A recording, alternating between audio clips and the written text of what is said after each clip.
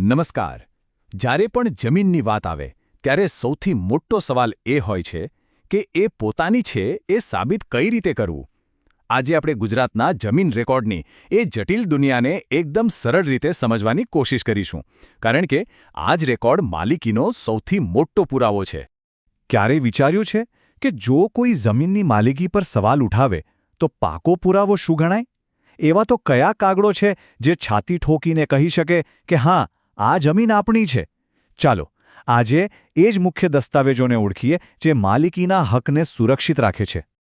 આ આખી વ્યવસ્થાના કેન્દ્રમાં એક વ્યક્તિ છે જે લગભગ બધું જ જાણે છે, અને એ છે તલાટી.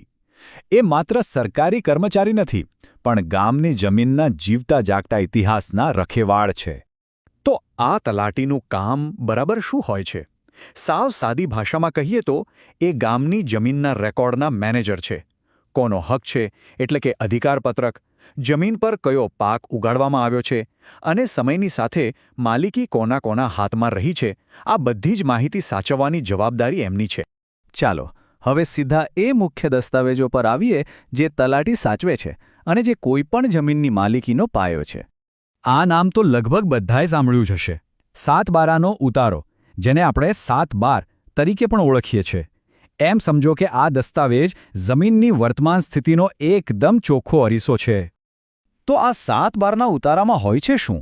જુઓ, એમાં મુખ્યત્વે 3 વસ્તુઓ હોય છે. પહેલું તો એ કે માલિક કોણ છે, બીજું એ જમીનનો સર્વે નંબર શું છે અને એ કેટલી મોટી છે, અને ત્રીજું એનો ઉપયોગ ખેતી માટે થાય છે કે પછી બિનખેતી માટે. ટૂંકમાં એ જમીનનો એક લેટેસ્ટ ફોટો છે. સારું, આ તો થઈ વર્તમાનની વાત.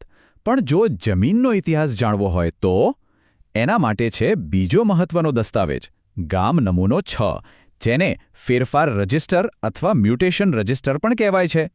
ગામ નમૂનો 6 એટલે જમીનની આખી જીવનકથા. જ્યારે પણ એની માલિકી બદલાય, ભલે ને પછી એ વેચાઈ હોય, કોઈને વારસામાં મળી હોય કે પછી ભાઈઓમાં ભાગ પડ્યા હોય, આ દરેક ફેરફારની નોંધ આ રજિસ્ટરમાં થાય છે. તો આ બંને વચ્ચેનો ફરક એકદમ સરળ છે. જો 7/12 એ જમીનનો આજનો ફોટો આઈડી છે, તો ગામ નમૂનો 6 એની આખી બાયોગ્રાફી છે, એની જીવનકથા. એક તમને બતાવે કે આજે માલિક કોણ છે, તો બીજો તમને એની આખી વંશાવળી બતાવે કે શરૂઆતથી લઈને આજ સુધી આના માલિક કોણ કોણ રહ્યા છે. આ બે મુખ્ય દસ્તાવેજો સિવાય પણ બીજા કેટલાક રેકોર્ડ હોય છે જે આખી વાતને પૂરી કરે છે. જેમ કે ગામ નમૂનો 1, જે આખા ગામની જમીનનો હિસાબ રાખે. ફોર્મ 8A, જે માલિકના ખાતાની વિગતો આપે.